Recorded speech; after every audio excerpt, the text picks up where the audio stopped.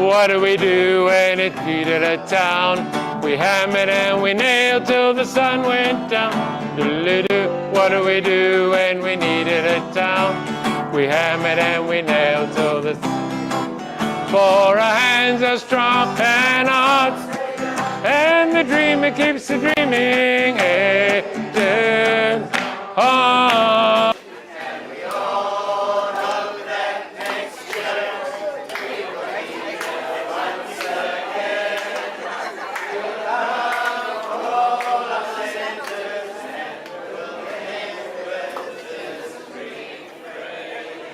I remember any time that we would say it's ending and that we would sing this song.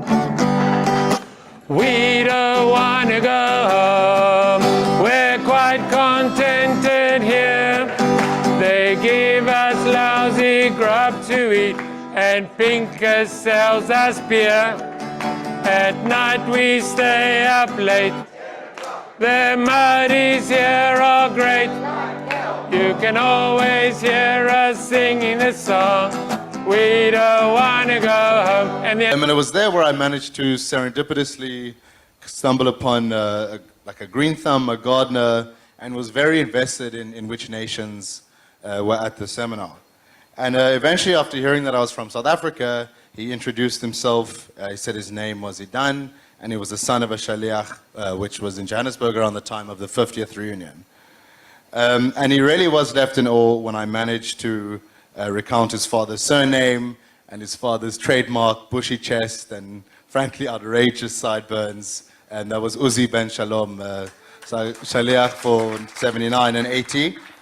And then I was fortuitously able to provide him with a video clip of our very own Stephen Pincus with a lot more hair on national television during his time on Mazkir. And where he was featuring and showing off what Habonim really does and what it looked like in those days. Summer camp is really something unique. You have 1,000 kids for a period of 3 weeks, spending the time outdoors, having, as Stephen said, education, fun, good time, and social life. Stephen, can I ask you a question? Education, how does it differ, the education at the camp as opposed to your normal school education? In a youth movement, you try to show people what to do rather than telling them what to do. That's essentially the different educational medium. Another area which makes a youth movement differ from a school is the system of discipline. We prefer to operate on the basis of values rather than rules, and we prefer to use the means of group pressure rather than using force or any kind of vigorous authority. The only means of punishment, for example, which we have in Habonim, is sending somebody away from a meeting or a function or a camp.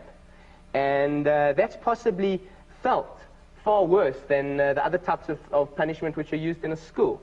You have within a youth movement a framework which encourages questioning, which encourages young people to come to grips with issues in their society around them, and to do it not in a static but rather in a dynamic way. It might sound to the viewers that you're talking in ideals. Does it in fact always work? I think it works very well. I think that the end of year camp, which is, as Uzi's pointed out, the largest youth camp of its kind in the world, which is a total youth society run from the top downwards by young people, where young people not only educate and lead the camp, but also participate in the services, in the cleaning of the toilets, in the making of the food, in the washing up, in the serving at the tables. Young people who used to going on holidays to beachfront hotels in Durban and Clifton, coming back year after year to Habonim camp, you realize that a youth movement framework has some type of very special attraction for young people today. Welcome to HED 53. Well, for the past 52 HED sessions, we've been looking forward to the Habonim Ultimate Gathering. And now, HUG, together with Mini Kaleidoscope 2022, is over. By all accounts, it was memorable, it was magical, it was momentous. But in one respect, it was also misleading, because it was not an ultimate gathering. A Habonim gathering could never be ultimate. We'll always continue to gather, and we'll always strive to do better. And whenever Habonim people gather, there are memories, deep memories, and there is magic, and there are opportunities to do something momentous. Today, we have the privilege of gathering with the Bogrim and the Miyasdim of Habonim 2022 as they prepare the Onrus campsite for the first Machaneh in 3 years. We can see them gathered here. I'll spotlight them right now. I thought I would. There we go. A bit dark. I want to say to all of you on the campsite, we know it's a busy time for you. We know you're exhausted. And we really appreciate your making room to engage with us, your Habonim ancestors across the generations and around the world, as we zoom into your AGOD. Thank you all.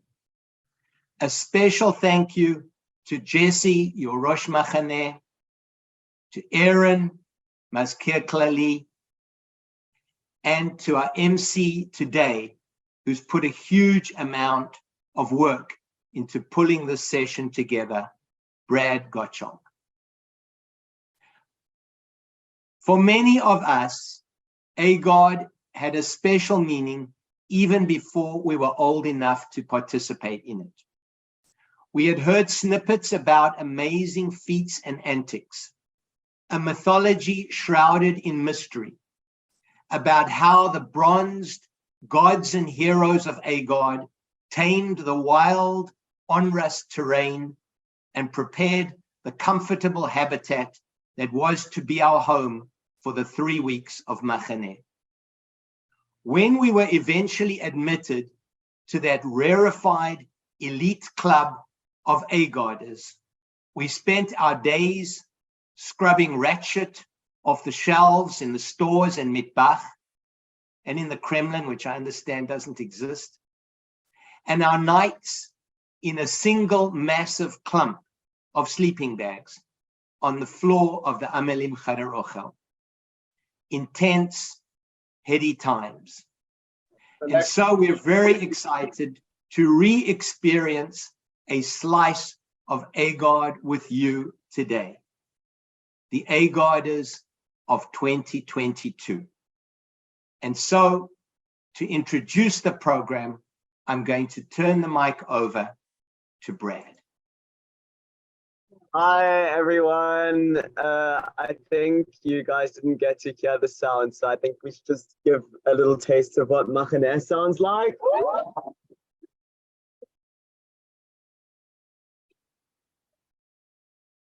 You can't see.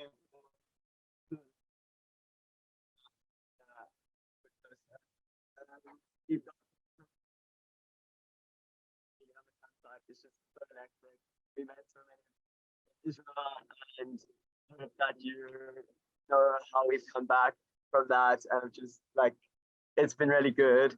And so I'm not going to speak for long. I'm going to introduce you to our Rosh Machaneh, who's a wonderful guy, and he'll say hi. Cool. Thank you, man. So yeah, my name's Jesse Lees. I'm Roshei Machaneh for this year. And yeah, we're currently on AGOD day 5, right? 4. No, it can't be. Day 5. It's day 5. Feels like day a million, but you know, we've been out here distributing the mattresses, the pallets, the tents, the lights still loading.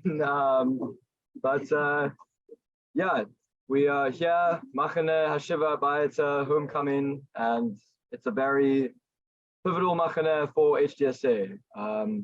It's a Machaneh where we hope to regrow and rebuild the movement after quite a horrible 3-year period of COVID, not only for the movement, but just for the world in general. And we hope that our Machaneh can be a beacon of light to the Jewish community, to the South African community, and to the world. So yeah, I won't say much more. I'm going to hand back over to Brad to give a little presentation on what the campsite looks like. Okay, I just need to figure out the technology. Okay. Oh, you want me to press that now? Okay. Yeah, so we all know what the campsite looks like, but I need to press that. Okay, thanks, Jess. We all know what the campsite looks like here, and it's very current, but I think a lot has changed over the years, and we'd love to show you what it looks like now. So we're going to go on a bit of a virtual tour of the campsite. We'll start in Shtilim. So if Jess can press.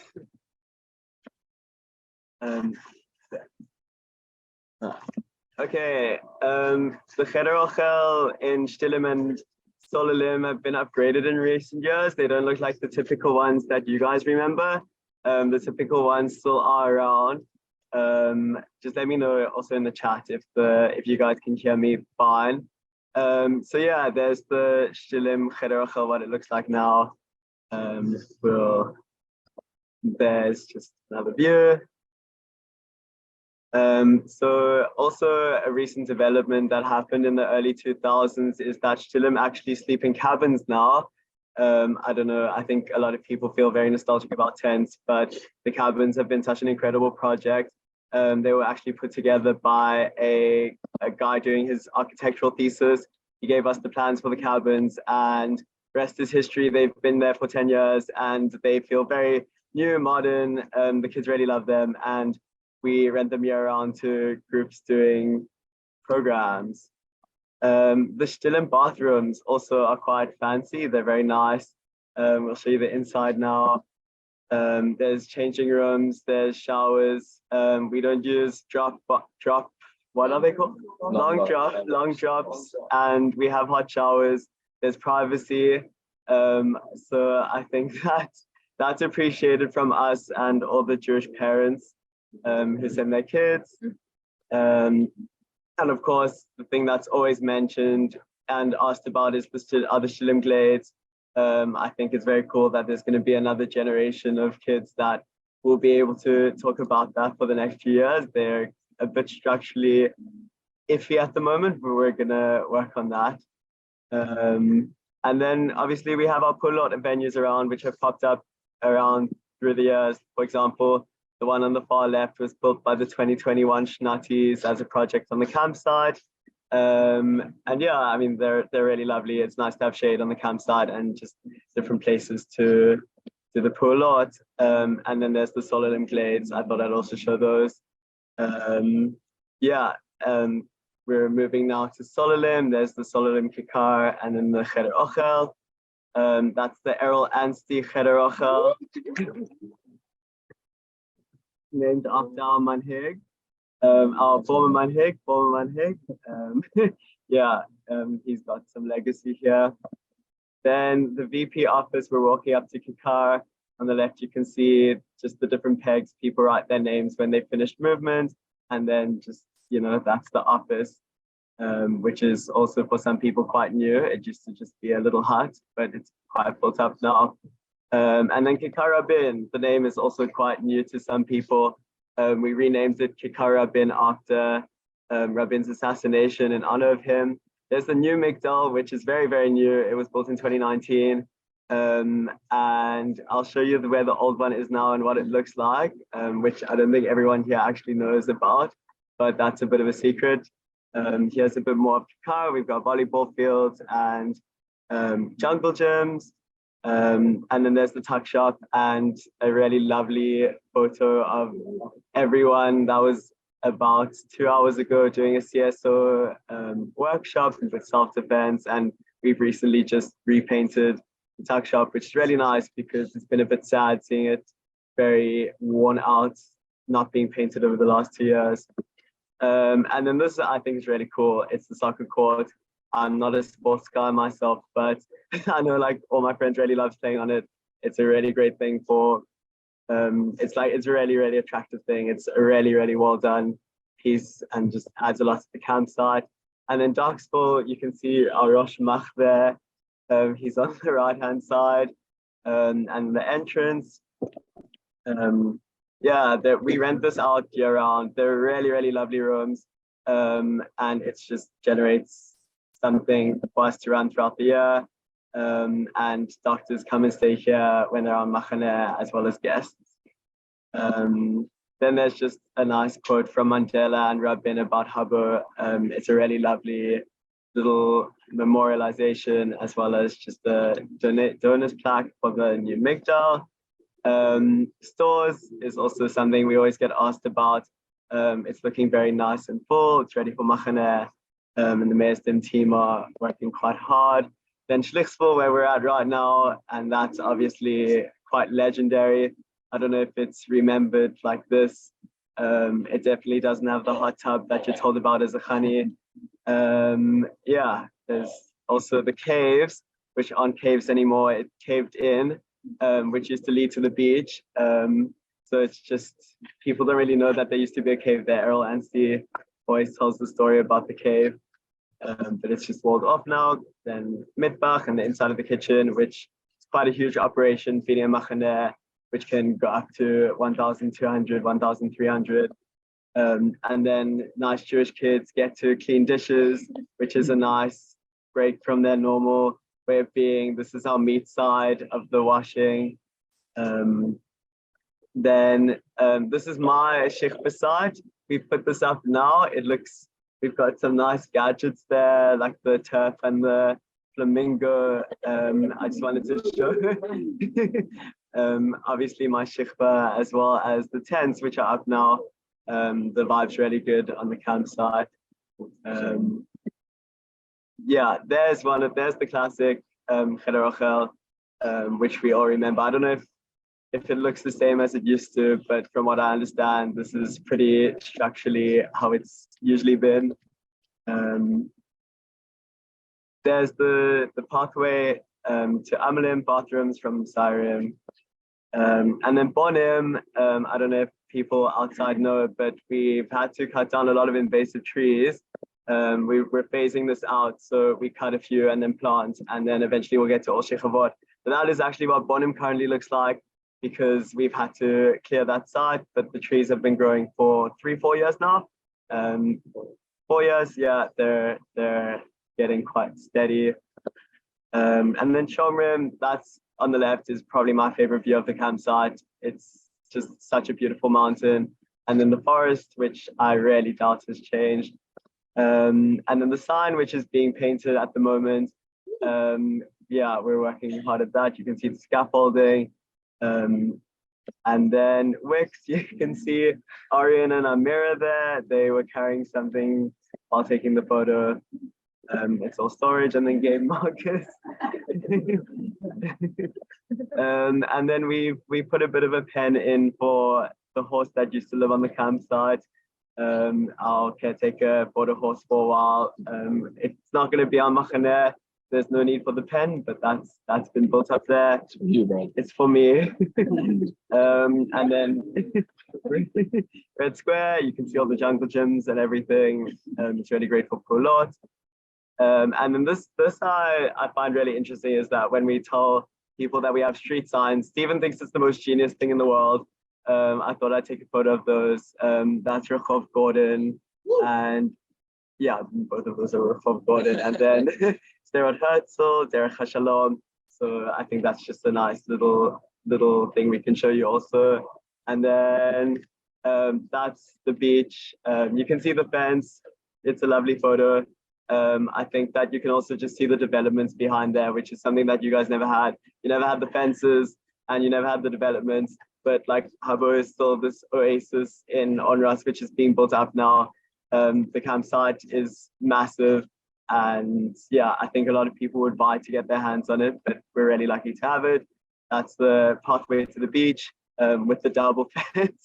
But yeah, the fence is quite new. I think people get quite surprised by that. And then I just took a photo of the housing developments. And yeah, we've got animals on the site too.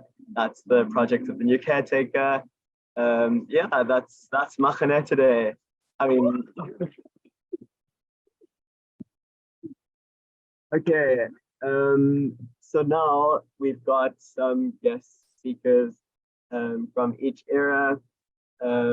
I think that adds a lot for people who are, you know, looking to be nostalgic on HED, as well as us for AGOD, who, you know, it's so lovely to hear and connect these stories of this campsite, which means so much to us, it means so much to you guys, and just like learning about the stories and making those connections. It's really lovely. So if Errol Gurr is here, Dr. Errol Gurr, I'd like him to start us off. I cannot hear myself, but if you can hear me, I probably was on the AGOD before there was an AGOD. We bought the site, I think, in about 1960, 61 or so for 11,000 Rand. And we went out to the site. It was just all Melkbos forest. And the Shaliach at the time was Leib Golan, who happened to be a bulldozer operator. And I went out with Harold Kaufman and Ron Schneeweiss, and we looked at this forest and we decided that we needed sites for tents. So we rented a bulldozer. Leib Golan got on the bulldozer and we started bulldozing the forest, making sites for the tents. And that was my early recollection of the site. But I'm sure other people have lots to tell about it. I'm absolutely amazed at what I see, what has been done. So thanks.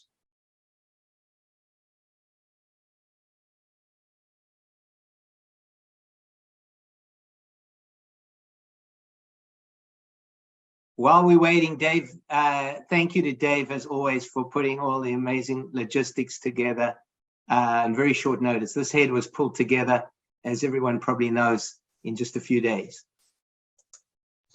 I'd also like to give a huge thanks to Joseph Swade. I'm good. Huh? That's Neville Swade's son, and he's helped us with it. I think you were 2 years Rosh Machaneh, is that right? I'll leave it. All right. Go ahead. Hi. I'm delighted to be given the chance to talk about Onrus. I spent such happy times there that to remember them is a real joy. I was at 5 Onrus Machaneh. The first was when I was about to go on the Machon in 63, 64. I was a Shtilim Madrich. And then I went on Machon, missed 64, 65, came back 65, 66. I was a Solalim Madrich. 67, 68. I just come back from volunteering at Mayan Baruch, and I'll talk about that in a minute. And then 68, 69, I was Rosh Shomrim and Rosh Machaneh together with somebody else. I think it was Ian Brody, but I'm not 100% sure. What I remember, what I remember about the first Machaneh, 63, 64, was that mice got into my suitcase and ate away at my clothes. You know, I'd lived in an apartment at Seapoint all my life, and to have mice actually so close to me was a really weird feeling.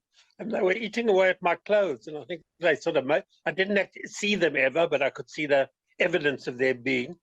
I remember the Machaneh, trying to think who was the Rosh Machaneh. I think it may have been Colin Kessel, but I'm not 100% sure. Sharon Lawrence was my sort of in charge of the people I was with. I remember some of the kids who were in the group, but I had my tent. The next Machaneh was interesting. It was the Sololim Machaneh. And the interesting thing there was we once discovered somehow by chance or by looking a stack of condoms that one of the 15-year-old guys had brought from Johannesburg. And there was a severe, there was a serious educational discussion. What should be done about the condoms?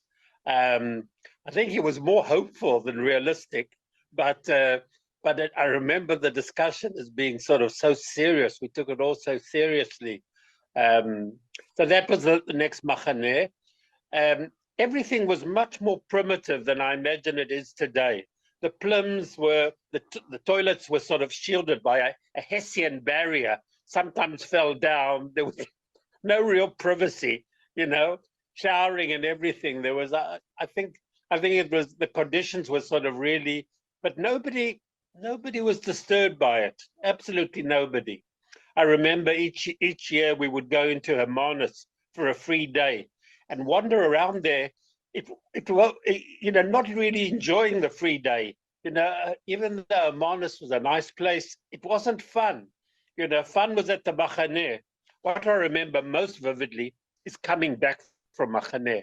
A pall of depression would sink on me, and I would come home, and life at home seemed so drab, seemed so empty compared to. Thank you, madam. Compared to the excitement of Machaneh, it was like coming off a drug almost. The adrenaline and everything was always going on. I remember the late night hanalot that would go on till, and I remember also the feeling, you know, people would disappear at night and you were never sure if you were part of it or out of it or who was where or what was going on. There was like a whole subterranean night culture going on. And I remember feeling a bit out of things at the time. I had a marvelous time at Onrus, and I really hope that other people continue. We had Machanot. I remember the biggest one was 1,200 shekels. And perhaps the last anecdote I'll tell, I came back from the Machon and I was thrust into organizing. That was not from the Machon. I came back from Mayan Baruch and I was thrust into organizing Machaneh from Cape Town. I'd never done anything like this before. I remember lists of groceries that I had to order. I'd never ordered a grocery in my life. And there was a wholesaler who used to give us a very good price. Their name was Walt, I think Brian Walt's family. And I had to order massive amount of food and I had to arrange all types of things. Really, it was, I think, a great challenge for me, but in a way I enjoyed it. When I went up to Johannesburg the next year to be Masker Klali, one of the first things I did was I wrote out, and Mrs. Hellman typed it up, a whole instruction manual on how to get the Machaneh sort of underway and how to organize the food and the various things that had to be organized. And now the very last anecdote, there was a guy who looked after the Machaneh, and he was a bit of a misken, and we wanted to somehow to give him something to cheer him up. So we decided to buy him a radio. We're talking now 62, 63. Radios were fairly expensive in those days. So Eli Shnuzny, who was Shaliach at the time, had a marvelous idea. We'd have a lottery, and people would sort of buy tickets for the radio. We knew in advance who the winner would be. So we sort of raised money for the radio, bought the radio, and gave it to him. Anyway, it was a good cause, and he was happy. Thank you for giving me the chance, and good luck. And I'm sorry I can't be with you. I'm at a wedding in Jerusalem that night, and otherwise I'd be with you. All the best. Thanks a lot. Thank you. That was such a lovely trip. I think people really enjoyed that.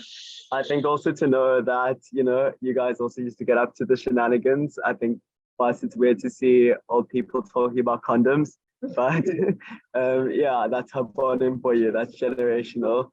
Okay, next up we have Janina Khan-Horowitz, who is an absolute legend. Some of us got to meet her in Israel and the Shnadis of 2021. She just left such a great impression of us. She'll tell you her whole shtick, but she's completely lovely and she's talking about the 80s. Hey, Janina, Okay. you're unmuted. Yeah. Yeah. Okay, I can talk now. Thanks. So it's just beautiful to see this and to see you all at Machaneh, and think that it was almost 40 years ago that I was Rosh Machaneh. And when you ask me to think of things that sort of stick out in my mind at that time, I remember feelings and emotions more than events. Obviously, I remember the people that I was with, the people that were sort of running the show with me. The year before, when I was Sganit Rosh Machaneh, and Ian Lucas is here, and Johnny Penkin and Paul Brumberg were with us, Sam Seligman, David Seligman. And then the year 1985, when I was Rosh Machaneh with Johnny Swerdlow and Felicity and Kapucha Orr and Johnny Penkin and Michael Schur. And the thing that sticks out, or the aspects you could say that I remember, is it's an unbelievable thing that at the age of 21, I was put in such a position of responsibility, but with such a huge amount of scaffolding. There was always this feeling of being very responsible, but having lots of people around me that I was doing it together with. So I cannot imagine a better way to become a leader or to experience being a leader, because there was this feeling of trust and of that we were in it together, and there was a huge amount of backup all the time. And there's surely, I think it is such a privilege to be in that position. And those are the kinds of things that I remember to this day. It was a very authentic leadership experience. And in a lot of ways, I would say it set the stage for many more experiences for me in my adult life. Just feelings of self-efficacy, of the feelings that I was able to do this. And I knew that these wonderful adults that are on the call tonight were there supporting me. And even if I didn't consciously think of that all the time, they were. And I guess that these are the things that I'm witnessing now when I see the messages that are being written on this Zoom call and hearing what you all have to say. So I think we're part of a very privileged community that simply makes magic happen. Thanks. Okay, thank you, Janina. You're lovely as always. Okay, so we're moving on to early 2000s, late 90s.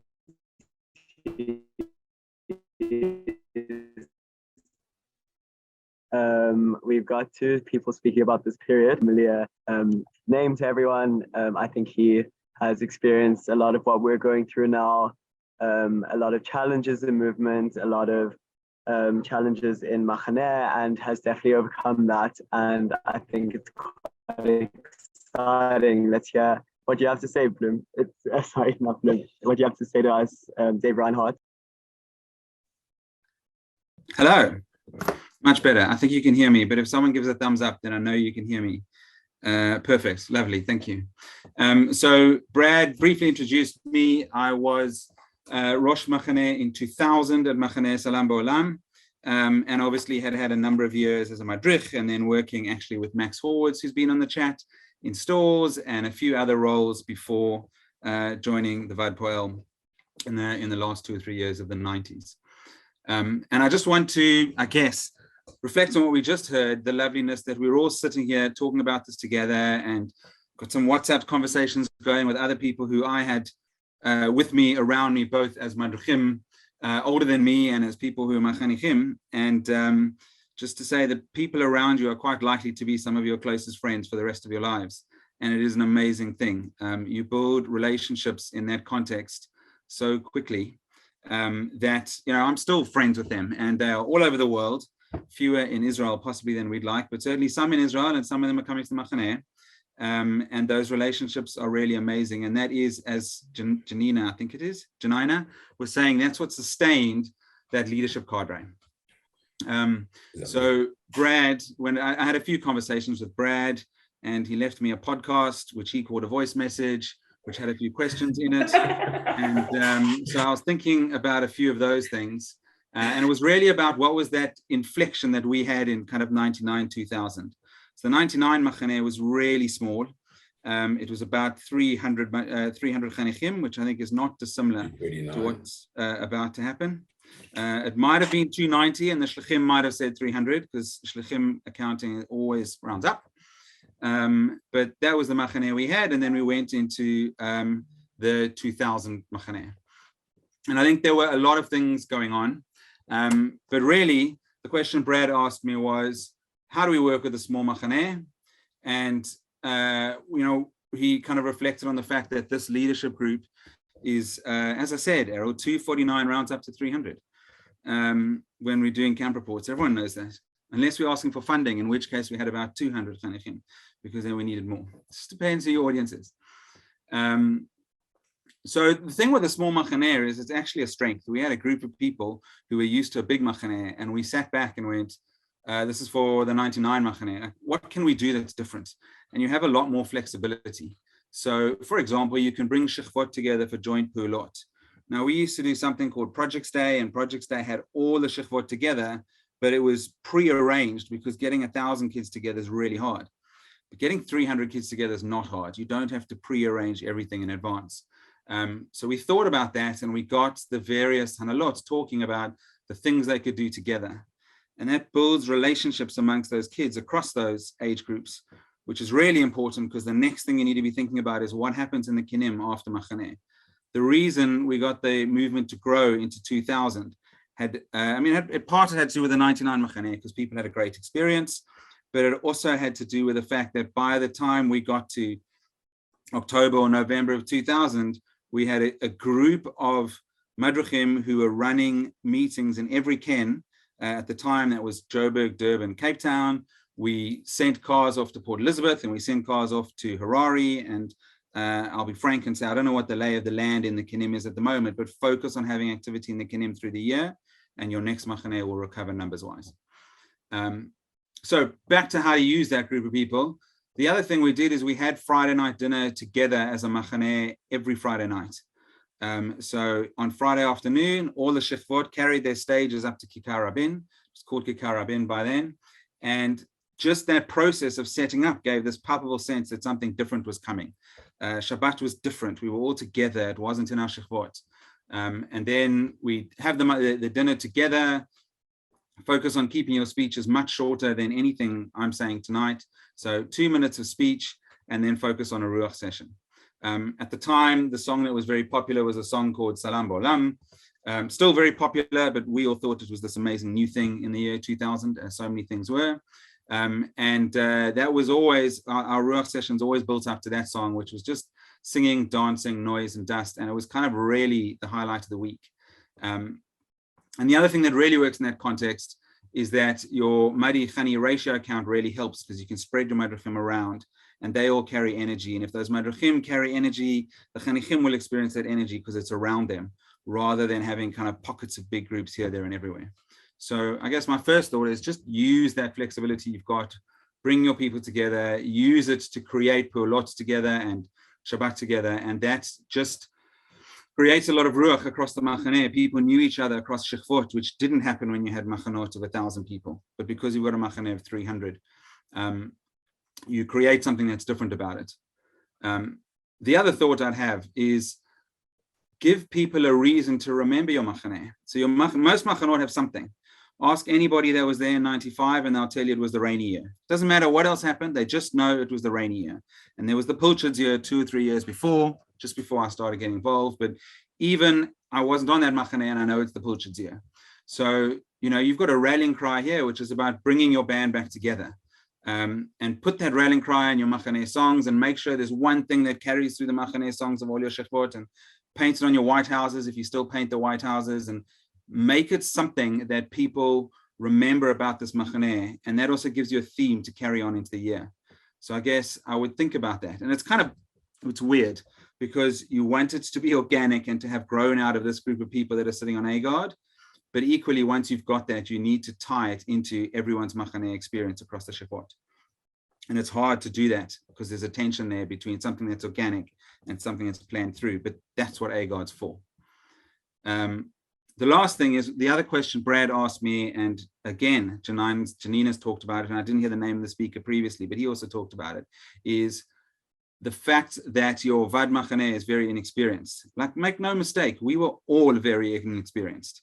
The whole point of this thing is that your leadership are inexperienced, and Errol and Wayne are there to provide a bit of a voice of reason, but ultimately, we were all experienced. We all had no idea what we were doing.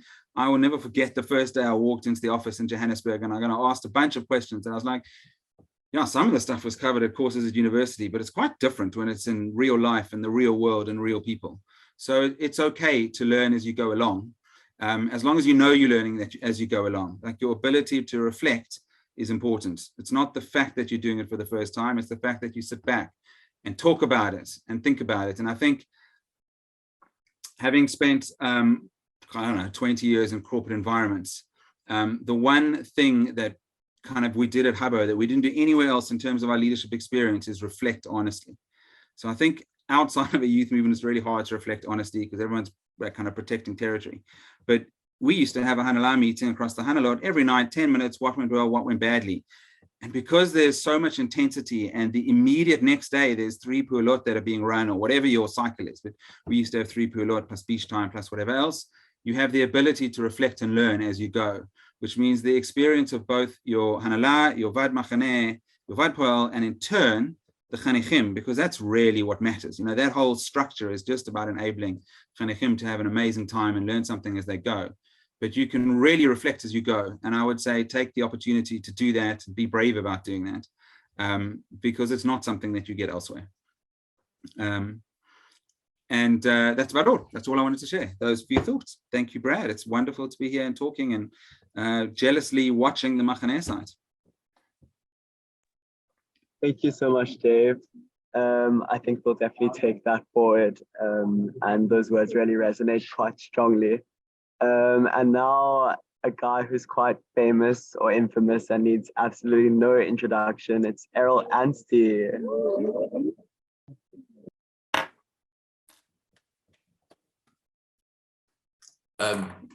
Brad,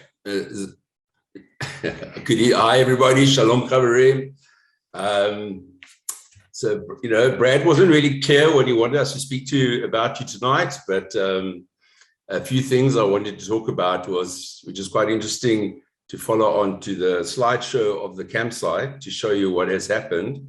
I signed off the annual financial statements for Adama, which is the company which owns the campsite, a few days ago. And it just reminded me some stats that from 2000, we've invested 9.5 million into the campsite, which includes repairs and maintenance.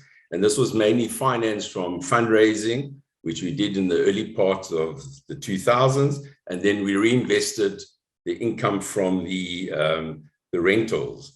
And to compare, from 1965 to 1995, the investment in the campsite was 1.6 million.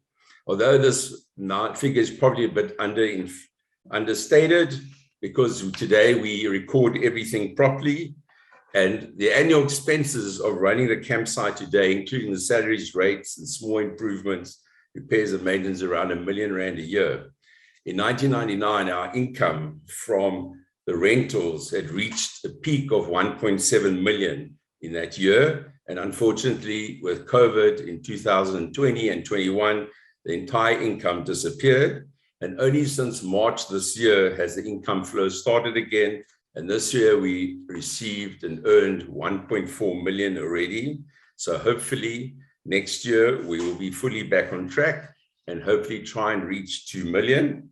So we have removed all the costs of running the Machaneh and improving the campsite off the Habonim budget. And had we not done this, we would be in very serious trouble today of 2 years after COVID and no income, etc. So the rentals have really managed to now fund the movement over the last 2 years. And certainly next year, it will help the movement get along. I was asked to speak about one or two, depending on the time, interesting events from my time in Machaneh. And I was reminded that in 1979 and 1980, in order to celebrate the 70th anniversary of the first kibbutz and the 50th anniversary, at the start of the 50th anniversary of Habonim, the Roshei Machaneh at the time, a very famous guy, well known also to us all, Stephen Pincus, came up with this crazy idea on Erev Christmas, of all days, on Erev Christmas, that we're going to have a procession through Hamanus, and we're going to build 6 stages, and we need 6 trucks to build 6 floats per shikvar. And just to make my job a little bit easier, they also decided to build 6 stages. That each shikvar would have a stage, and these stages we built on Kikar, and after the procession, everyone would come back to a big concert on these stages. And so, you know, everyone was closing down for Christmas, and I started making calls. And one of the people I called was a guy called Selwyn Whedon of the Baltic Timber Company in Cape Town. His kids were chanichim of mine in the previous years. And I asked him, what is he doing tomorrow? And he said, well, it's Christmas, we closed. And I said, not exactly. I'm sending you an order for wood, and I need it delivered tomorrow. And your truck that will deliver the wood needs to stay on the campsite for a few days because we needed to use it for one of the floats. And then I managed to find another 5 other flatbed trucks. And the procession, as you can see, took place through the streets of Hamanus. And we moved the entire Machaneh of 1,200, 300 people into Hamanus. And the funny story carries on that a few years ago, I think it was 4 years ago, Neville Swade, who's on here tonight, decided that we're going to rebuild the 6 stages as the old ones were really falling apart after 38 years. So Neville sent me a quote for the wood, and I said, you're crazy, this is retail prices. And I went down to the Baltic Timber Company and I walked in, and someone said, Errol, you're just in time for cake, it's my 80th birthday. So I said, that's amazing because I've got a mitzvah for you to do on your 80th birthday. And I said, who has an opportunity twice in their lifetime to perform another mitzvah, because I need you to supply us the wood, and you can charge me the same price as in 1979, but don't worry, it's not Christmas, and you don't have to deliver the wood. We'll send a truck to fetch it. And then the wood was delivered to the campsite, and Neville Swade with a couple of parents and their sons built 6 brand new stages. So the next Machaneh, to continue, we had the same crazy Rosh Machaneh, Stephen Pincus, and this time his idea was to take the entire Machaneh to another campsite, another site. He said, Errol, go find an empty field. So we can pitch 100 tents of teams of 12 chanichim across the Shechavot. So 2 shtilim, 2 bonim, 2 amelim became a tzevet with madrichim, and they went and had to pitch these tents in the middle of nowhere and make, they had to do all sorts of creativity and had to make lunch. And I had to move the entire Machaneh again to another field. And luckily that was Stephen Pincus' last Machaneh, because I don't know what he would have come back with the following year. So I was very lucky that he went on Aliyah at that time. And if there's time, I'll tell you another quick story for those, especially who were at Habonim Machaneh from the 60s. You remember that we showered and drank borehole water. And we used to order tons and tons of liquor and cordial to mix with the water. And after Machaneh, after my 3 years of being camp organizer, I produced a manual on how to run Machaneh, and the movement still has these books, and there's still one in Cape Town and one in Joburg office, and I've got a spare copy, which I keep in my study. And the menus which were designed by the late Yossi Lior, Kibbutz Ein Gedi, were taken in only in about 2007 and computerized by Daniel Barnett. And its original formulations and quantities on how to have enough food for a venue or for an event. And but one of the things that I still have here in the book is the calculation of how to and how much likor you have to order for Machaneh for 1,000 kids, because we use so much of this. And actually, I was looking here, I had to order 4,010 bottles of 1 liter of likor. But the funny thing was, at the mikvah, there was always fresh water, and the rest of the Machaneh was borehole water. And I could never understand how we had fresh water here, but everywhere else borehole water. So one day with the caretaker, whose name was called Edward, we tracked the pipes to the fence, and we found 3 valves, sets of valves. And one was open and the other 2 were closed. I said to Edward, well, let's open these valves and see what happens. And so we opened the valve, and then we went back to the reservoir, and we found all the fresh water connected to the Hermanus municipality was pouring into the reservoir. And that was the last day we had borehole water on the campsite. And thereafter, that's how we got municipal water. And the funny thing was, we were never billed for the water throughout the 80s and right into the middle of the 90s, until they decided to put flush toilets in. And when they put flush toilets in, they had to go through the municipality, and the municipality then decided there's no water meter here, and they installed a water meter, and then we started paying for water. And that is how the fresh water came to the Shechavot. And the funny thing is, we had all this likor left over, and it was in stores for years and years afterwards. We never went through the volume of all those bottles of likor that I'd ordered. And yeah, so just to follow on to Dave Reinhardt, who was responsible for me becoming manhig, and he promised me it would only be for 2 years, and he lied to me at the time. But anyway, I just want to say to the Bogrim on the camp, we know that COVID had a big impact on the movement, but you need to just remember one thing, that everyone who's coming to Hymie Machaneh this year wants to be there. They're part of our family. They are the future, and we just need to use this call and to have an amazing Machaneh and to rebuild for the future. And I wish you a great Machaneh. Thank you. Thank you, Errol, for those kind words. Okay, we have 2 more speakers. The first one is definitely a lot closer to our time. It's Gabby Altamirano, who is Roshmach and Maskira Klali in 2010. How's it, everyone? Sorry, I've kept my video off because I am currently in load shedding and using torches around me to create light. So the joys of being in South Africa. So my time in the movement was, for me, insanely inspirational and something that has kind of like set me up for the rest of my life. My first Machaneh, well, mini Machaneh was in 1998, I think, where my parents and another friend's parents convinced the Machaneh to let us come when there wasn't even a shechva for us. So it was like pre-Garanim.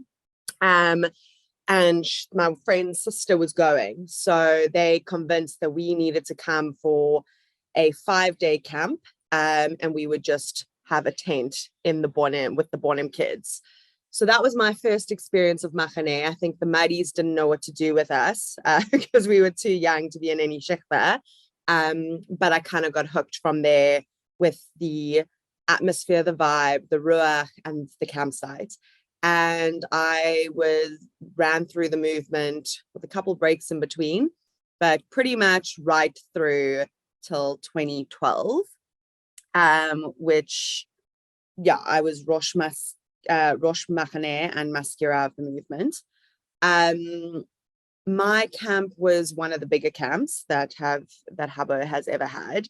And while that was really cool at the time, it comes with its own challenges.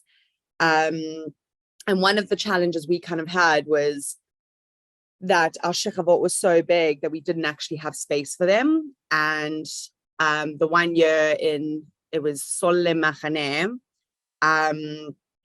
and basically all the toilets started overflowing and all the sewage started coming into Sololem Kikar. And there were too many kids in the Sololem shekva to have their trommels in the tents. So we had their trommels outside on Sololem Kikar under a marquee. And the whole place flooded with sewage. And we had to have the honey sucker coming in every single day, twice a day, to come and pull out the sewage. And the whole place stank. And one of the chanachim, won't mention names, she went running through her car, slipped on the sewage, and went flying and impaled her leg on one of the spikes from the marquee. So definitely have had my fair share of weird events that have happened on Machaneh, including the 1 year where the dam, we had issues, and Dylan Udakin, they were trying to solve an issue and basically took a sweet potato and plugged up. So I'm sure a few of you have heard of it. So yeah, so it's you know, a huge Machaneh comes with financial gains and its own kind of spirit. But I think the biggest thing that I was very envious of you guys is the intimacy and the opportunity to create relationships with chanachim. Because I had over the years a lot of chanachim. In fact, some of you guys even coming to me and being like, I was on your Machaneh, do you remember me? Unfortunately, the reality is when there's so many people, you don't.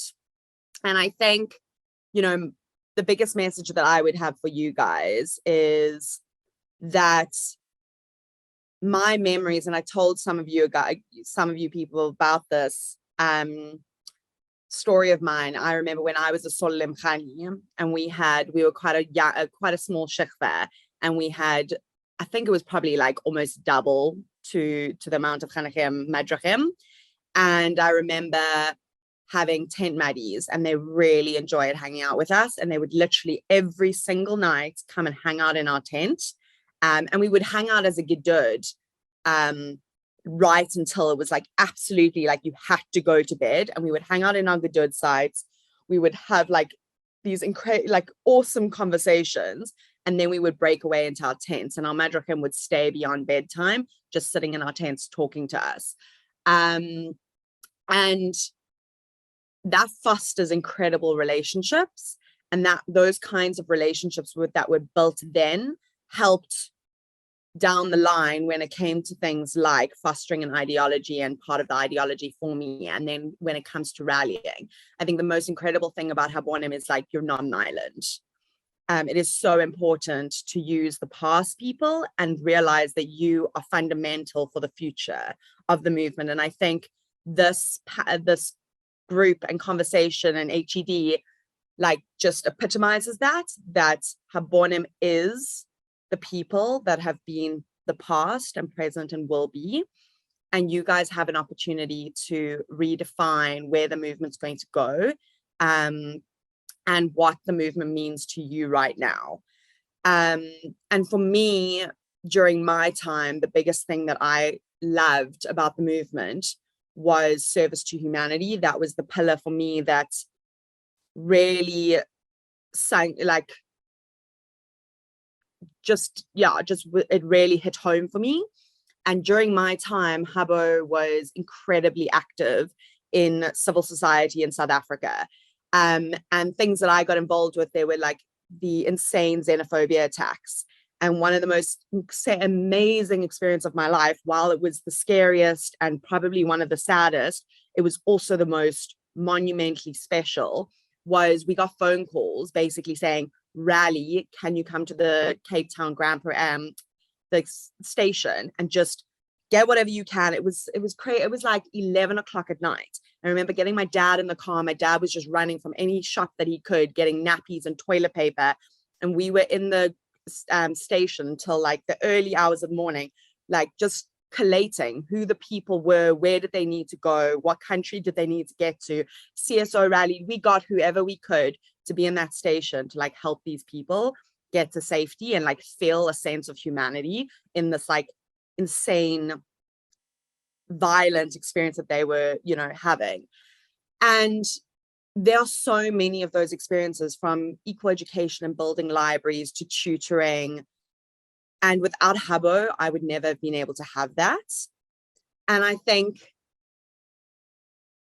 yeah, here's an opportunity for you guys to kind of look at what defines Habo for you and what makes what impact you can have. And it can be something fun, which is so important. It could also be something like physical, or it could be something ideological, but it's an opportunity for you guys to like make your mark in your own way, like in your own personal lives and for the future. And the beauty of having a small machaneh as well is that you get to get it right. So focus on the small things, like focus on running pu'alot on time, meals on time, wake ups on time, making sure that you spend the time with the chanechim, because that's actually what you're there for. Like, while it's so much fun for you guys together, like you're there to run an amazing machaneh for the kids.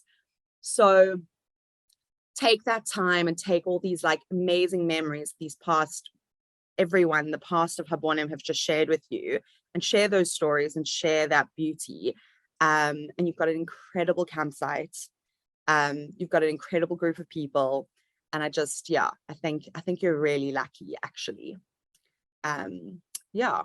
I mean, that didn't really talk about my time. So you can ask questions, I guess. Thank you, Gabby. Thank you for your help on A God. Gabby was actually here in person a few days ago. You rock. And now we have something quite special, is a Bogwan. It's her first machaneh as a Madi. And yeah, she's just here to say a few words about what movement means to her. Yeah, El Blas. Come closer. Wayne's telling me to come closer. Okay. Hello, Wayne. So I think it's really great for me to like be speaking to all of you. It provides like a big sense for me of like having this massive community that spans across generations, which is really what I think is so special about Habonim, because it allows for us to feel community in a way where you know, it crosses all ages, and I think that that's really beautiful, and all eras. And I'm really excited to be muddying for the first time this year. I had an incredible run as a chanicha through Habo. I was there from, similar to Gabby, my parents requested for me to come before I was like allowed to. So I pitched up to Garadim as like a 7-year-old on the campsite, and yeah, same, hooked from the beginning. And I had a really beautiful run up until Roshei Machaneh, after which obviously COVID hit and I was unable to attend my Sirim or Shomer Machaneh. And yeah, I think Habo currently, it's in this really cool space where the country as a whole is in this space of uncertainty, sure, but also this opportunity for change. And I think Habo really has the ability to change with the times and to adapt itself. And I think it's really become an open space to express yourself, and like especially a pluralistic space. And I know especially like I can speak for Joburg because I'm from Johannesburg, but very often the Jewish community can feel very insular, and like only one kind of Judaism is really accepted. And Habonim provides a space, especially with Shabbat services, whether you do cultural services, egalitarian services, Orthodox services, or sometimes we even run a meditation on the beach. And yeah, it's provided a space for me to express myself, for sure. I'm in a bit of a unique situation where I'm one of the few Majochim that I was not at King David Linksfield or Victory Park because I wasn't receiving any of that from school. And it's allowed me to explore my Judaism, and especially like cultural services have been incredible for me. And also to make Jewish friends and friends for life.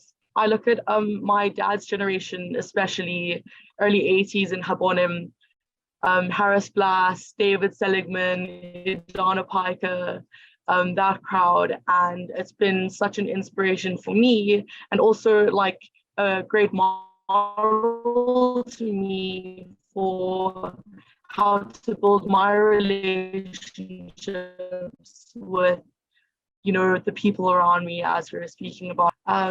And yeah, I think really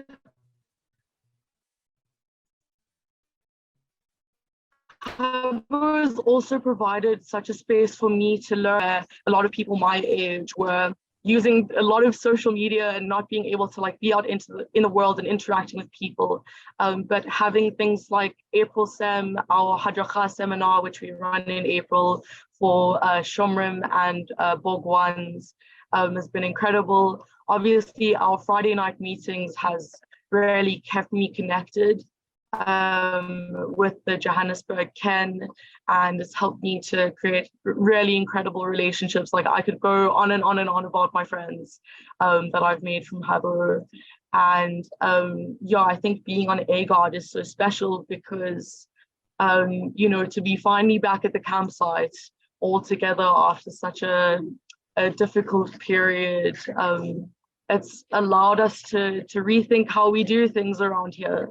And for me specifically to think about, you know, how do I want to be running my own hadracha? How do I want to be interacting with my chanechim? What kind of responsibilities do I want to take on? And we were in voting earlier, and it provided a space for me to think about my own role of leadership within the Habonim community. And yeah, I'm so proud to be from the Habonim Draw ZA. I think we have fostered such an incredible space. I'm so proud to be here with everyone else. I'm so proud to be led by such incredible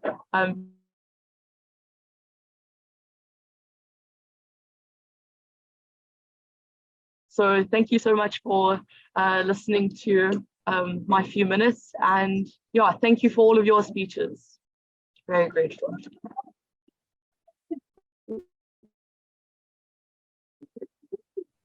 Thank you. Yeah.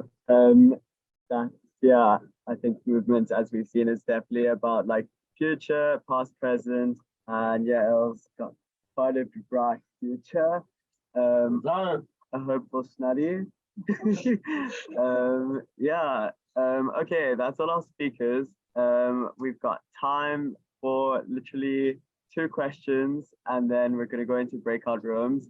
A few of us are running breakout rooms. So yeah, let's take 2 questions from the chat, and then 2 questions. Maybe, yeah, let's get 2 questions from the chat. If anyone wants to ask us about Machaneh, if anyone wants to ask us about how it's been for the last 2 years, about the campsite. Okay, that's an easy one. Theme of Machaneh this year, it's called Machaneh Hashiva Habayta, which means Machaneh homecoming. Quite apt.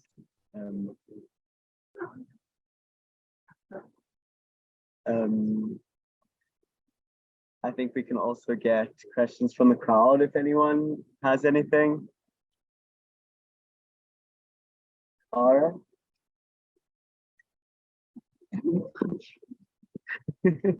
Okay. Doesn't seem like the questions are going, so we'll break into rooms. Okay, we've got some coming now. I think I see Benzi has a question, Brad. Benzi, okay. Is Benzi gonna say Benzi, that? I've unmuted you. You need to unmute yourself now. Yeah. Not really a question. I just wanted to put in one historical fact. People spoke a lot about the responsibility that we as very young people took on ourselves. It wasn't always so. There was a figure called Harry Shevitz that everyone may have heard about, or at least a song about him. As far as the community was concerned and the parents were concerned, Harry Shevitz was the responsible adult at Machaneh. And for many years, people sent their kids knowing that Harry will be there and he's the guy we rely on. After Harry Shevitz passed away, there was a bit of a dilemma as how to manage things from then on. And the next stage was appointing Jack Shapiro, who was head of the Youth Council, as the responsible adult figure at Machaneh. But in reality, the Zgan of the Machaneh was Ronnie Schneeweiss, who actually ran the Machaneh. In 1966, we decided to do away with this responsible adult figure. And I became the first Rosh Machaneh, who was actually a chanich in the movement, a madrich in the movement. And we sold it to the community on the basis of a team running the Machaneh. We had 5 families there, 5 shlichim, and we kind of prepared posters showing the Rosh of each shichva, and obviously telling about each individual as being a responsible person. So that was the first year where the community actually relied on the movement itself to run its own Machaneh. So that's just putting things in a bit of perspective. And as people did mention before, we were all very young and took on a tremendous amount of responsibility in running the Machaneh. One last story is that Errol mentioned the water supply and those valves. At one point, when I was on Shlichut, I think Semi was Rosh Machaneh, the local council wanted the property and especially the beachfront and wanted to close the Machaneh down. So they shut off our water supply, and the borehole at that stage wasn't producing water. And they said, if within the next 48 hours you don't have enough water, we're going to shut down your Machaneh. So we all stayed up, the Machaneh Va'at stayed up the whole night, and we brought in water by tankers from the Caledon fire brigade, and any fire brigade in the area. The trucks were in and out of the Machaneh for 24 hours to fill up the reservoir. And when the council, Caledon Council, sent their health inspectors to the Machaneh, we in the morning proved to them we have enough water to run the Machaneh. And only later on did they put those pipes in with the valves, which supplied the water to the reservoir after that.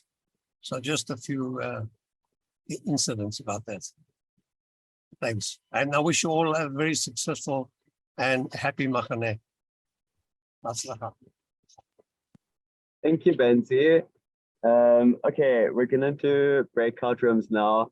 Sorry, Brad. Errol, one more question. Errol Hackner has a question. Okay, Errol, go ahead. So what a wonderful presentation. To give you some perspective of how it was, I was on A Guard with Keith Greenberg in 1958. Keith's father was a shipping agent, and we took a boat from Durban to East London. Keith was seasick all the way, and I ate the 3 meals that they offered us, which was steak and eggs at every meal. But we arrived at the Machaneh, and the only structures there was a shed which became the tuck shop and the storeroom, and another shed which was the mitbach. And Harry Shevitz was the go-between, as you mentioned, and on the site was a mound of equipment, tents, which was Second World War army tents, and mitbach equipment, which if you look at pictures of the Boer War, the pots and cauldrons that we used look identical. They were not rust-proof. They were covered with grease.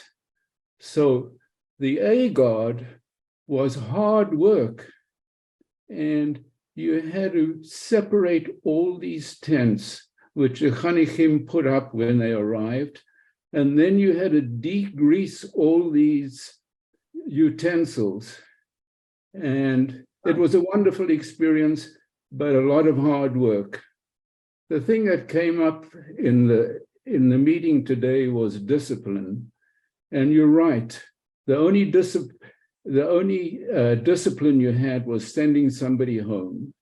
We had at that Machaneh somebody who will go unnamed, who got into a lot of issues, including walking around the Machaneh with a cardboard box of baby puff adders that he had found. He was sent home. We had another incident at that Machaneh where there was a Gedud from Johannesburg that operated like a gang. I was Rosh Bonim at the time. We had a lot of difficulty controlling these guys until we got their siblings to come down on them, and everything went very well. And these experiences were wonderful, and thank you so much for the program today. Thank you for that question. Okay, we're gonna just, thank you so much everyone for coming. I hope you got some nostalgia and you could see how we run things today. It was lovely for us also just to hear all these stories. Thank you to the whole HED team and well done for carrying on this initiative. It's really lovely. And thank you, of course, to Dave and Steve, who are always really fantastic, and all the organizing. And just also another thank you to Joseph Swade, who is Neville Swade's son. He did all our tech and he's fantastic. He saved us quite a lot. Okay, so we're gonna do breakout rooms.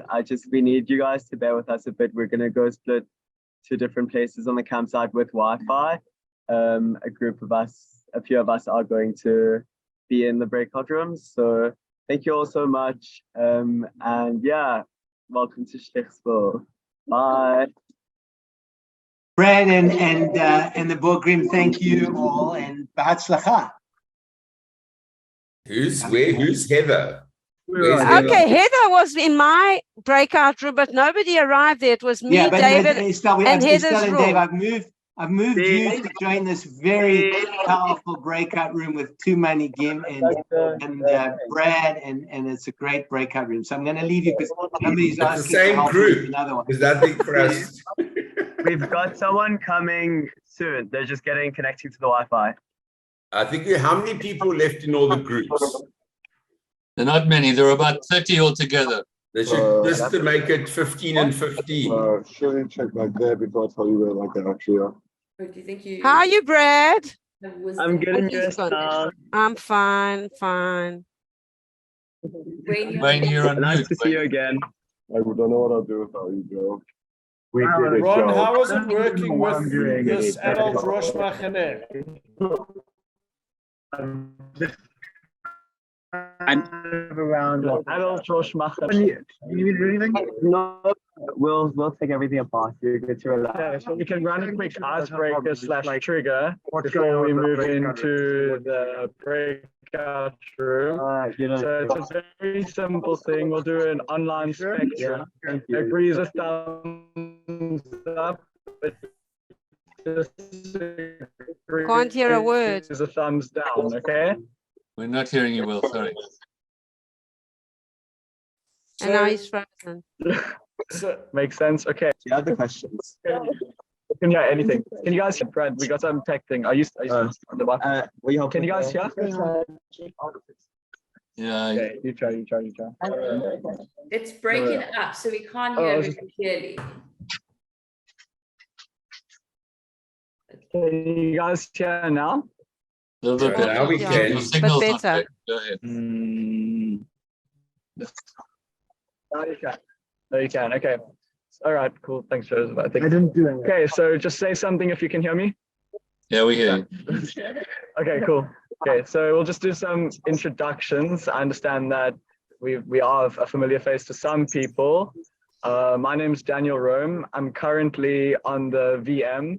I'm a Sigan for Bonim, and if you don't know, my dad was Gadi Rome. He was involved in Habo in the 80s, and he doesn't shut up about it. But yeah, and I'm continuing his legacy. And I'm Bethia Milner. I'm just for Amanim, and yeah, my dad was a big, just loved Habo. Lawrence Milner. I think he just went to camp a few times. Cool. Did you hear our introductions? I just want to confirm. Great. Yes. Then maybe it could be a good idea to, sorry, that's my walkie. I think it would be a good idea for you guys also to introduce yourselves, maybe. Go for it, Ron Schneeweiss. I can hear you, but I can't see you. We can't see you either. I have no idea what's going on here. But if you talk, we can hear you. I'll tell you what's, I think there's a switch at the top of your laptop, which I think, would you agree, Dave? I think that's what's blocking his screen. Is that possible? Your camera's blocked there. We can see part of you, but not all of you. We can see 5% of you. Would you like to see more? Yes. Sorry to butt in here, but we're missing a madrid in one of the on the campsite. Missing a madrid. We're trying to sort it out. The Wi-Fi has just dropped, but we're gonna. Okay, so we've got. So just Brad. So just said we've got 3 very nice breakout rooms now. This one other which has got, I think, Aaron's in, and then there's one group that's quite large with without a madrid. Okay, I'll try sort that out. We're gonna. Someone's joining. They just join us. Issue with the Wi-Fi, but it's gonna. They can join you. I can join them in you with you. Yeah. Okay. I think that would be good. You mean most of the groups? Let me do that. Hold on a second. Okay. Cool. Okay, let's move them. Okay, so this is group 5. The group that's missing is group 2. It'll be quite a large group. Maybe I'll move some of them to group 3. Hold on. Let's move this to group 5.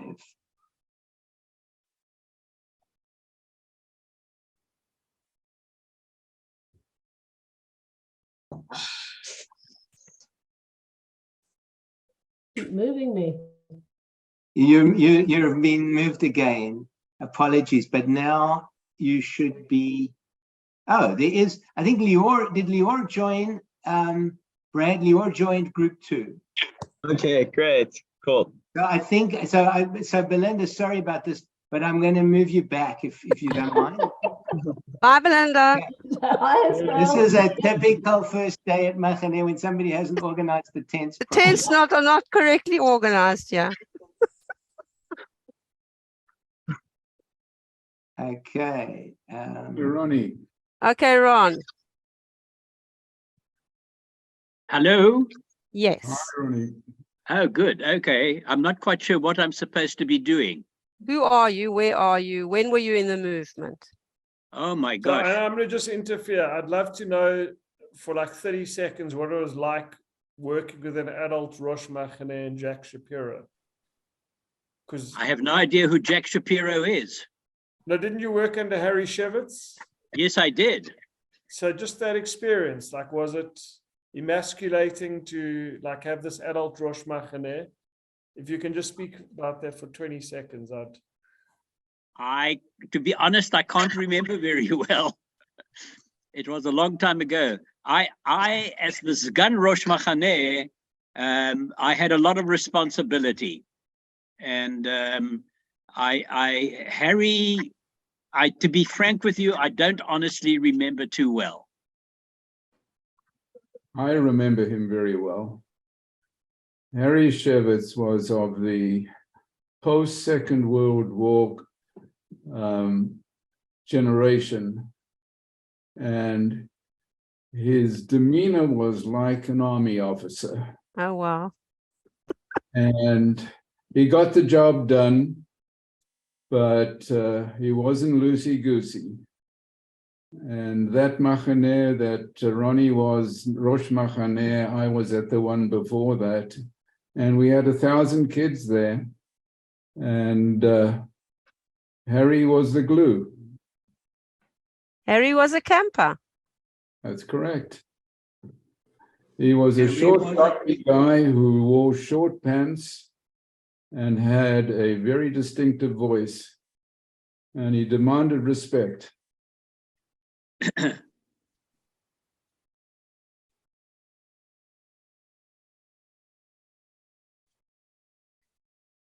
answer to your question, Wayne?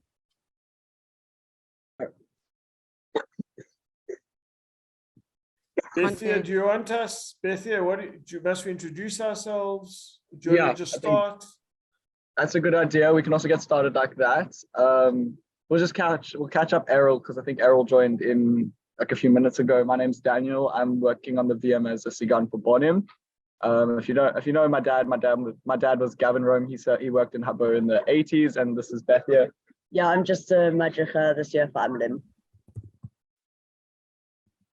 But not next year. Probably next year too. Early days. We've got a whole camp ahead of us.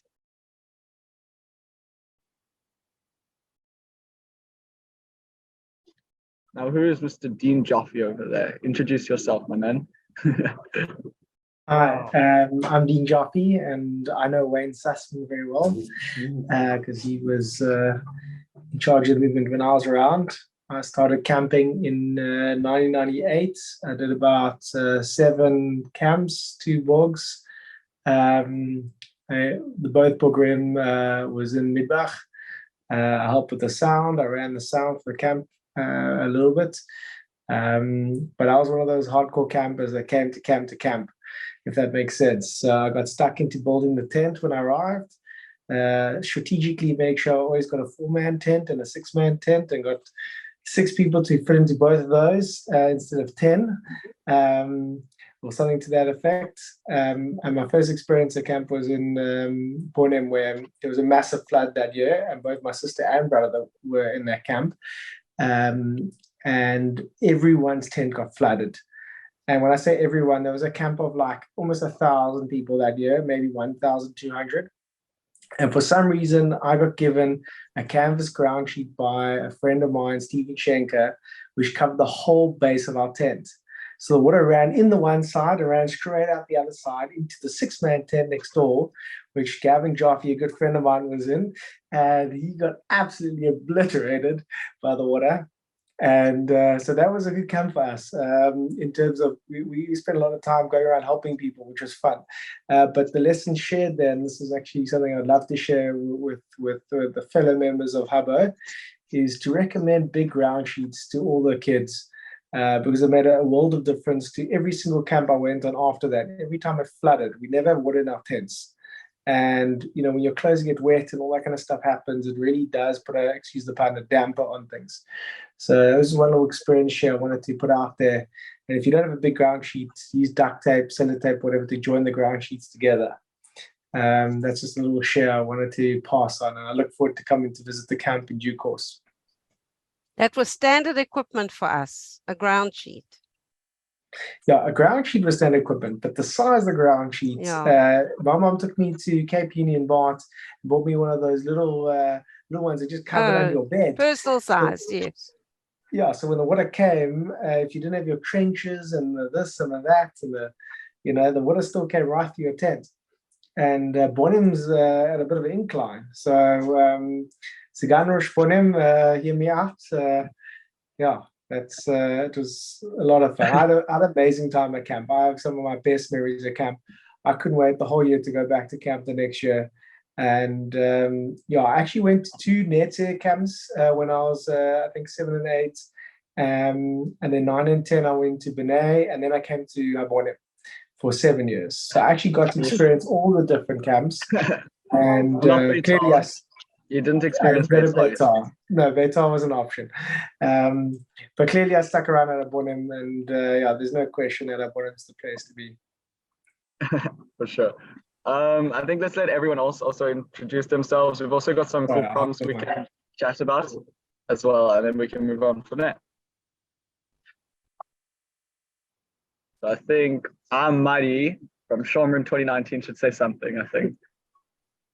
Hello, I'm Talia, mainly known as Errol's daughter. That's my title at camp for all the years that I was on. I was Sigan Bonim, when was that? 2016? No, 2015, Sigan Roshei Machaneh, 2017, and then I did an extra year as Borg 7 and was Daniel and Bethia's Muddy for Shomrim. Yeah. So yeah, I was at the last camp that happened, and then this year I'm just going to go up on AGOD for a few days and visit things, and yeah, hopefully it's all going well. That's good. That's great to hear. That's great to hear. Yeah, I'll be there on Wednesday. Amazing. And then this is Errol. He doesn't even according to Brad. He's just a big pest. Talia flew in from London this morning to come and visit her for her father. So I took up with her for a few weeks. But just going out to the campsite on Wednesday, Thursday? Wednesday, thanks for listening. Wednesday, Thursday, she's going to the campsite to add some value there. So Gavin, not Gavin, Gavin Jr., you can be prepared. I'll try my best. I'll try my best. Did one of your parents ever come and Habo? Yeah, my dad, Lawrence Milner. I have no idea what yet. But... Fair. So Estelle, I don't think we've heard you introduce Okay, well, I live in Israel, but because I still love Table Mountain, that's why it's my backdrop.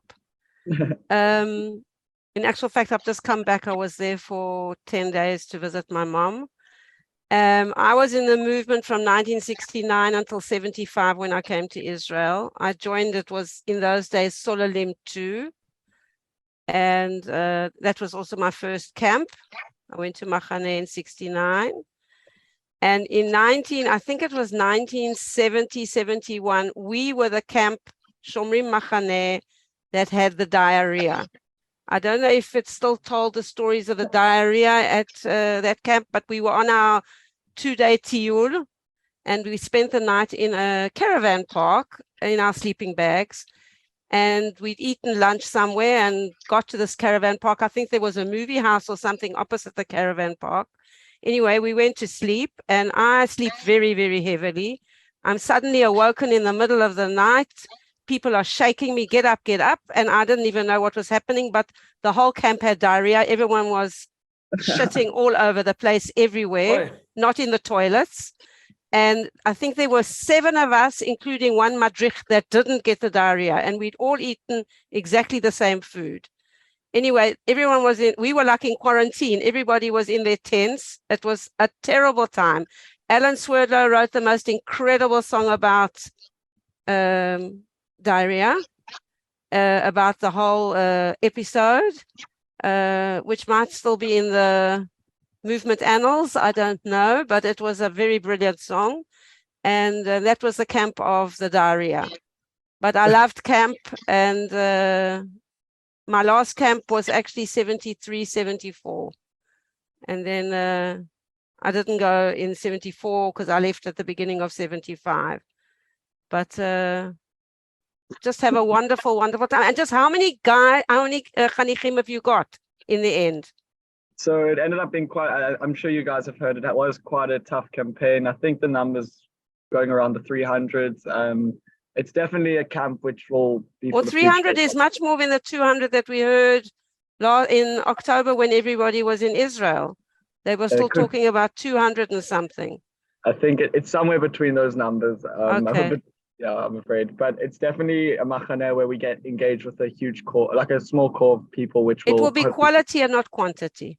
Yeah, I mean, we had like a meeting with parents and like other older Bogrim and like about advice on how to make a smaller machaneh work. And from what we've heard is that smaller machanehs are definitely the best machanehs.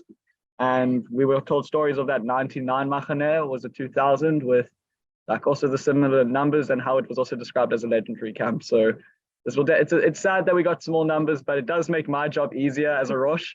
And I'm just really excited to engage with these Chanis that are much more intimate and get to know them better at a better basis, which will, set them up for the future as well. I'm sure it'll be a camp they won't forget.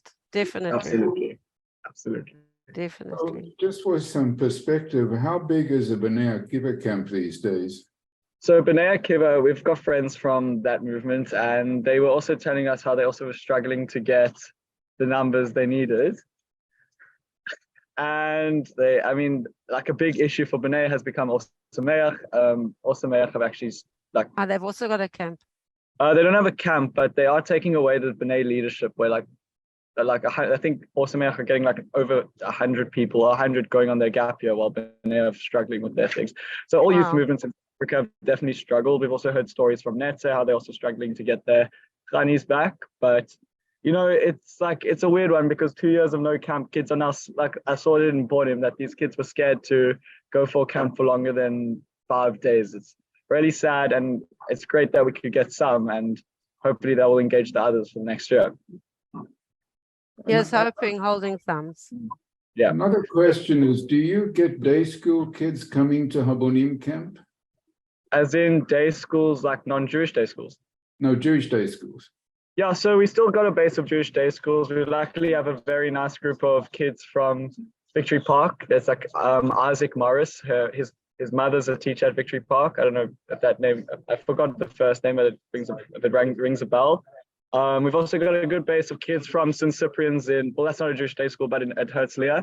We've also branched out to the non-Jewish day schools. Before we continue, this is Jack. Jack is one of our international madrichim. He's coming all the way from the UK just to say how's it. How's it, guys? It was so nice on the Zoom earlier. It was like really empowering. Jack's parents are coming as the doctors. Is Jack from Habonim, UK? He is. Yeah. Jack's a high school cover in the UK and South Africa. He's very happy. My dad was in Habonim, London in the early 30s. Really? Yeah. Wow. But then he came to live in South Africa when he got married. So, yeah. Amazing. Yeah. Jack, you better play some touch rugby on the Kikar, okay? We've played plenty already, don't worry. Very good. Okay. The Roche Sports and Activities, Zach Buntman, has put on a good shift to make sure we are physically engaged with sports this camp. There's been a lot of lap tag. So how does it feel? I mean, I think I found this a very illuminating evening to hear stories of previous generations. But I think it is true that over time, as Dave Reinhardt said, you arrive on day one, you don't know what you're doing. But I mean, there's a lack of, Daniel, you on the Vad Machaneh, you've never been a muddy before. So like, explain to us old people, like how, is it daunting? Is it exciting? Are you learning while you're going along? Tell us about the experience. Okay, so I mean, luckily I got some sort of experience on my Shnat year last year. So I went on, that's a stinker. Hang on. What just happened? No, okay, we fine. We can hear you fine. Technical difficulties. That was a bit of a stinker. But okay, so last year I went on Machon. Oh, Ethan, this is our Salt's team over here. He's having fun messing about with us a bit. Can I just turn off this live check quickly? So last year I went on Shnat, and we ran a summer camp in the July time called Camp Hallelujah. Doron Moshe from Habonim Olami, if you know that name, was a big organizer for it. So it gave me some experience. But I was very much looking forward to, before accepting the role in the VM, being just a regular muddy.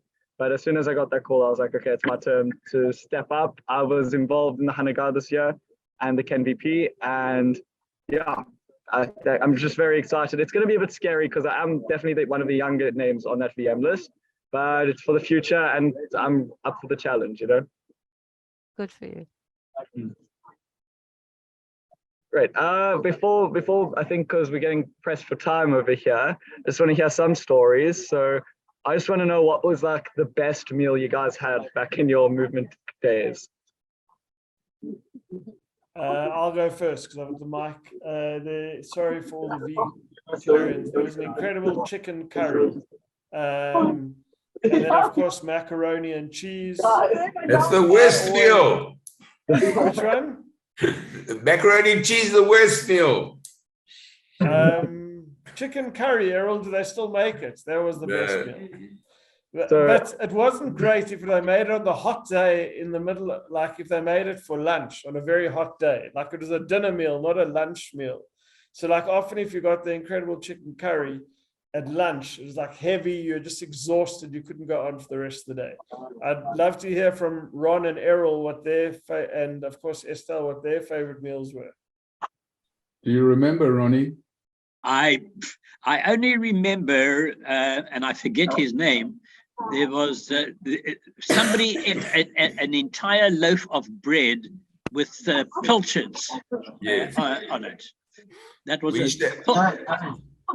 Pilchards was the staple diet in the 70s. Pilchards, and pilchards. Barbecue pilchards, tomato sauce pilchards. That was lunch and dinner. I don't remember chicken curry ever. No. I remember meatballs.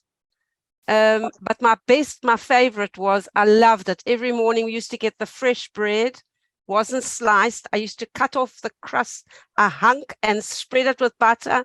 And that was just the best. It was fresh and it was crunchy and it was absolutely delicious. And that was like breakfast. I think we might have had cereal or something as well. I don't remember, but food wasn't an issue. I mean, you know, I can still smell the smell of the mitbach as you passed. There was like a smell of pilchards and tomatoes and cucumber. I can't explain. It was like that sort of smell. You know, it was like open. I don't remember being any part of it being closed. They used to have these big containers where they used to just outside Mikbach, they used to have these big drums and they just cooked everything in all the drums. peels and everything in it. Well, it was all pilchards, and they never had what I can what they still have smell today. that smell. There was no That grills smell and there the was no smell of the frying pan. plums. And the plums. What happened to all those You have to go? We do have to go. Okay, have a good night and a good machaneh. I'd love to continue this conversation We're all with both of going. you. Before we hang up, Wayne has my number. If you ever guys want to have a chat, I'm more than happy to discuss. I love chatting with ex-Pilgrim of the movement. Come on Limud in July next year. It's world class. Wayne knows about it. We all know about it. And thank you all for the conversations, guys. Good night. Good night. Good luck. And Daniel, you Bye. can do this. Jack, Beth, and Daniel, it's going to be brilliant. You can do it. Good luck. Thank you. Thanks, Wayne. Enjoy it. Thanks, guys. I love Akshay.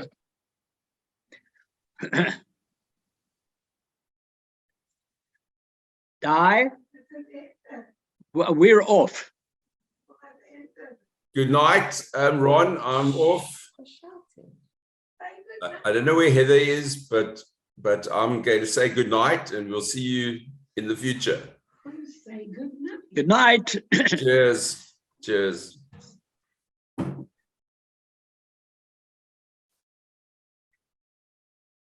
You talk to them. And you couldn't talk to them, okay? You did, but you need to say hello to my mother. They cut me off, Di. Well, all cut them. They did. The South Africans, it's now they.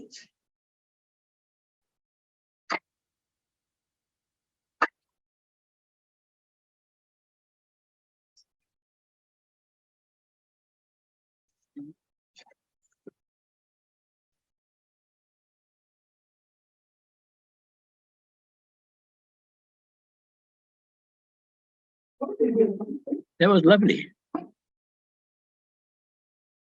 Make yourself do things, it's okay, right? You have to make yourself. I could not remember. Well, that's fine. Did I remember Harry Shevitz? I didn't even remember him. He was your head of camp. He was. You obviously ignored him. It sounds like he was the kind of guy you could ignore. No. I mean, he sounds like he was the British style, but I don't know. You've never ever spoken about him. Well, he was in Johannesburg. I'm not quite sure. He was at your camp, wasn't he? Harry Shevitz? Yeah. Harry Shevitz was the, Wasn't he at your camp? he was the putative head of camp. But he wasn't there. Well, he was there, But obviously, but I was Gan Rosh Machaneh. but they said you were Rosh Machaneh. Yeah, right. I don't think you were. I think you No, were. I was Gan Rosh Machaneh. So who was Rosh? Harry Shevitz. So then he must have been physically. Don't you think? Probably.